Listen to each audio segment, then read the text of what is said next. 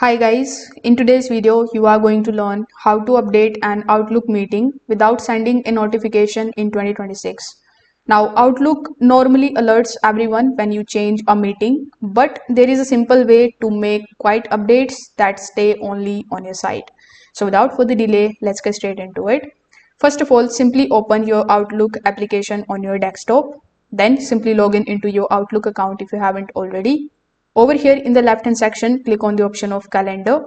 Now you need to double click on the meeting that you want to edit so that it opens it in its own window. So if you only need to update something small like the notes, the agenda details or the reminders, you can look at the top of the ribbon and you can just simply switch to the meeting tab. Make sure that you can make your change inside the body and the notes section. These edits apply only to the local copy, so Outlook won't trigger a notification for the attendees if you make changes into these only.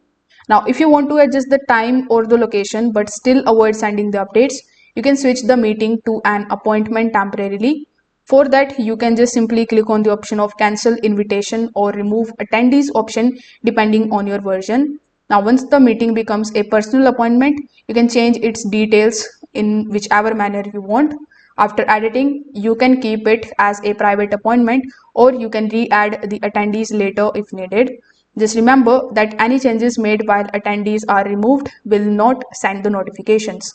For the small internal tweaks like the color categories, flag, or adding the attachments for yourself, Outlook never sends any kind of update, so you can modify those freely without alerting anyone.